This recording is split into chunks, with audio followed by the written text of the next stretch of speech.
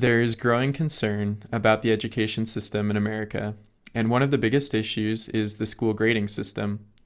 In today's episode, we're going to discuss 3 reasons why the school grading system may actually be harming our young learners and what you can do to help your child avoid the damage that's being caused by this imperfect system. My name is Josh, and this is Engineering a Better Education. So let's jump right in. Why is the school grading system harming our young learners? Reason number 1, the ceiling is too low. What do I mean by that? I mean that it's too easy to get an A. If you're familiar with the grading system in America, you'll know that it's letter-based with A, B, C, D, and F, where A is the best grade that one can achieve and F is a failing grade. And something that's interesting, I confirmed this with my wife. She's an educator, actually. She used to teach a variety of music classes at a high school, and she confirmed that the majority of kids either have an A or an F, depending on the class. There are certain classes that attract a group of students that tend to have an F, and certain classes that attract a group of students that tend to have an A. And there are a few Bs in there, but contrary to what we're all led to believe, I guess, maybe someone was gaslighting us into believing that grades followed a bell curve distribution, with the C being the average grade. Turns out it's actually more like the inverse of that, where hardly anybody has a C, and you actually get a heavier distribution at the tails at an A and an F. And what does that indicate? I think that indicates that a lot of students will get an A by showing up and turning in their assignments. So the students who show up, turn things in, are present and participate tend to get an A, and students who don't show up to class, don't participate, don't turn in their assignments, get an F. And I know from my own personal experience that in a lot of classes, it is pretty easy to get an A. And the interesting thing is that's kind of like the expected grade. A lot of parents for high achieving students and a lot of teachers are more or less expecting all of their students to achieve an A. And the problem with this is once a student has achieved an A, there's nothing to motivate them to push harder, to learn more. In a sense, the grading system is acting more like a speed limit than a racetrack for our students. A is often the end of learning, not the beginning. And as I said, a lot of students have an A, a lot of students have achieved that level. We built a ladder for our kids, but we capped it at the 4th rung.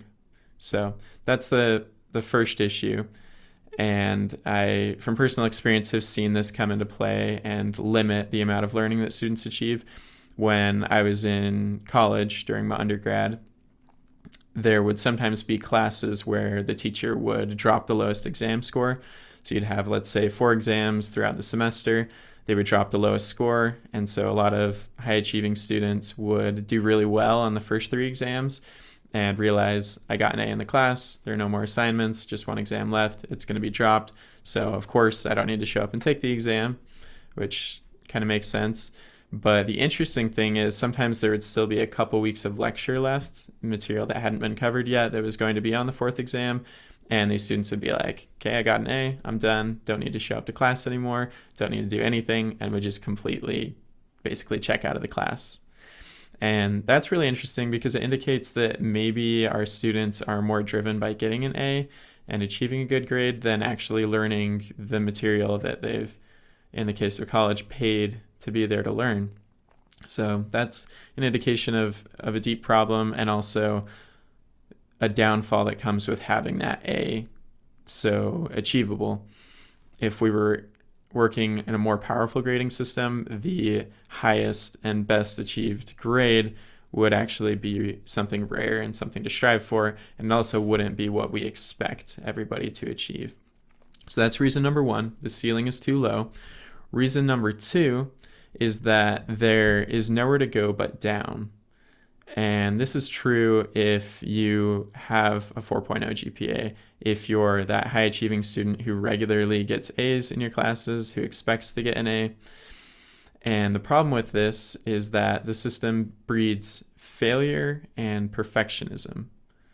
So, as I mentioned, a lot of students have an A, and a lot of students have a 4.0 GPA because they've been getting A's in all of their classes. And once you've reached this point, there's actually nothing to motivate you to get better. There's nothing to gain, but there's everything to lose. If you take on a harder class, let's say a student is considering taking an advanced placement, an AP class, there's risk associated with that because they know that it's going to be more difficult to get an A, and if they're not able to achieve that, then it's going to ruin their perfect GPA. And because a GPA or grade point average is an average of all the grades that you have, all it takes is one imperfect grade to make it so that you can never achieve that ceiling again. And as I mentioned, the ceiling should not be the expectation, but there are a lot of students at all grade levels, junior high, high school, college, who feel like they need to have that 4.0 perfect GPA, which means an A in every single class. So what we've done is we've placed our students on top of a mountain where there are no higher peaks, but there are a lot of cliffs. So, of course, this breeds, as I mentioned, fear and perfectionism. And we see a lot of students who get really sucked into this. And you see students sometimes begging their teacher to bump their grade from an A- to an A. I actually had an experience with this. It's kind of embarrassing to talk about, I guess. But when I was in junior high, I had this 4.0 GPA, and it was really important to me that I maintained the perfect 4.0 GPA. I was in there were only 2 years of junior high, but I was in my last year of junior high. And so, of course, I had fallen into this kind of fear, perfectionism mindset. I got to get an A in every single class. And there was one class where I got an A- by like a 0.1% of my overall grade. And so I went and talked to my teacher about what can I do to increase my grade to an A. And this is really interesting. The teacher said that if I would promise to be on my best behavior and talk less in class in the following term, then he would bump the grade from an A- to an A. So this is really interesting because it had nothing to do with my intellectual ability, performance on exams or assignments, which is what grading is supposed to reflect, and it was becoming a behavior-based, almost kind of bribery system where if I would stop talking in class and disrupting, then I could get an A. And I was the type of student that would follow through on my commitment. So I made that commitment, and then I did try really hard to be on my best behavior the next term. And the teacher actually did bump the grade from an A- to an A. But that's a really interesting story that once again teaches us how much students are getting sucked into grades and thinking that those are the most important metric to maximize and to focus on, and also that maybe they're not actually measuring what they're supposed to measure, which is our knowledge and understanding. So this is a big problem. We see a lot of students who are coming out of school, high achieving students who are really afraid of failure, afraid of risk. They're very perfectionist, and this actually holds them back because learning should be about exploring, making mistakes, learning from mistakes, taking risks. But instead, because of the grading system, it's turning into figuring out how to get the right answer, how to please the teacher, and how to not make mistakes, because mistakes are penalized and punished, but they are not turned into learning opportunities. That's the way our grading system is set up. So that's point number 2. There's nowhere to go but down. Point number 3 is that you can win without actually instilling the knowledge that's being taught. In other words, you can pass the grade without passing the knowledge. So this relates to what I was just talking about, which is the grading system does not always measure what it's actually intended to measure. And there are a lot of ways to learn to win the game without actually learning and gaining the knowledge that school is intended to teach. The most common strategy to win the game per se is memorization. So the grading system highly favors memorization, last minute cramming, and basically reiterating and spitting out facts that you've heard or read. So memorization, we know, is not the most effective learning tool, especially for things like math and honestly most subjects. You're much better off gaining an intuitive understanding of the things that you're learning rather than just memorizing facts. However, you can memorize facts and do really well on an exam. And in fact, I got really good at test taking when I was in school. I would do very well on exams, and sometimes this would involve last minute cramming, memorization, get the facts memorized, spit them back out on the paper when I'm taking the exam. And then, of course, I can't remember the things that I memorized last minute later down the road. So once I'm done with the exam, the knowledge just goes away, forget about it. And a lot of students do that. And they do really well in terms of grades. They get A's, they ace exams. And I can remember a time from my college graduate experience. I was in a neuroscience class, and it was probably maybe the hardest class that I took in college. And I think one of the reasons was I didn't have a super strong foundation in neuroscience. And this is a grad level class. I was a master's student in engineering, and there were a lot of PhD neuroscience students in there. So the PhD students were in labs, and they were doing studies and experiments on mice and using neural cells. Me, on the other hand, I wasn't in a lab. I wasn't doing neuroscience research. I was doing an internship for a medical device company that had nothing to do with neurology. And there was a PhD student that I typically sat nearby. And this is something really interesting. I remember we took an exam and we got our exam scores back, and we were all kind of looking at them. It was right after the end of class. And I looked at my exam score and I was pretty pleased with it. I did pretty well. It was a hard exam. I got higher than the average. And so I was like, wow, nice job to myself, I guess. And this PhD student who I sat by was like, oh, dang, like didn't do very well. And he had gotten a much lower score than I did. He was below the average. And I don't think he was really that bothered by it. He was just kind of laughing it off. And I was like, this is really interesting because this PhD student knows way more about neuroscience than I do. He could be able to talk intelligently about neuroscience. I know that he was in a lab doing research. He had a lot of knowledge and experience with it. Me, on the other hand, I could not talk as intelligently as he could about neuroscience, did not understand the depth and the breadth that he did. However, I was getting a higher exam score than he was, and I think it's because I had memorized more of the facts before the exam, done a little more studying, cramming last minute, whereas he probably didn't care that much about the exam score, probably was just kind of baseline minimum trying to pass the class, and I think he cared about his research and his PhD, which good for him. That's better, honestly. And so that goes to show that the students who are getting the highest scores may not always and are not always the students who have the deepest understanding of the material, especially when you get to the college level. I found this to be true. So there's a story from my own life that shows that you can win the game without actually instilling the knowledge and internalizing what you're learning. And there's one other example that I had. This happened during my undergrad college experience. I was a tutor for several classes during undergrad, and there was a math class that I was tutoring for. It was a signal processing class, and it was challenging. There was some very difficult math in there, and there was a student.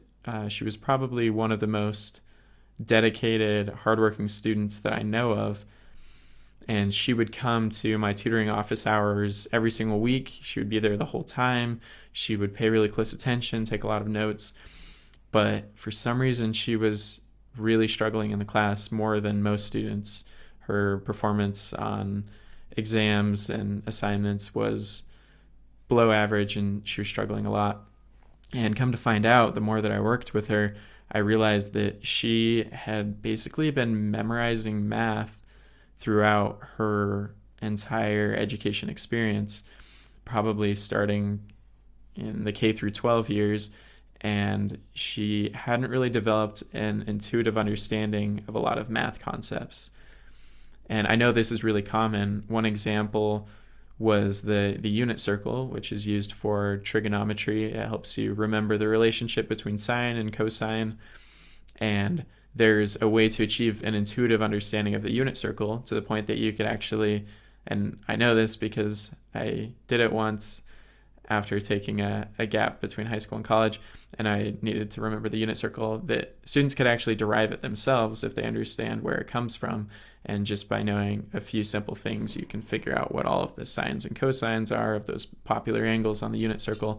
But most students just memorize the unit circle, and this particular student that I tutored had come up with a mnemonic to remember which angle was pi fourths and pi halves and pi sixths around the unit circle. And she used this mnemonic, and the problem is, I guess the mnemonic wasn't working very well because she'd often mix things up and would mess up her sine and cosine angles in a way that was not intuitive at all. And I think this is why a lot of students complain about math, say that they hate math, it doesn't make a lot of sense, it's hard, probably because they're just memorizing a bunch of facts.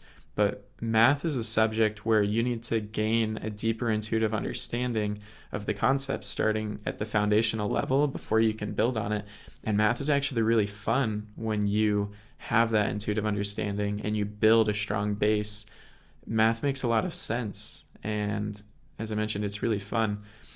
So I think this is one of the big issues, is that the school system doesn't wait for students. It also doesn't speed up for students. So for some students, it's acting, as I mentioned, like a speed limit, not like a racetrack. And then for other students, it's acting like a tow truck, like it's pulling kids along when they're not ready.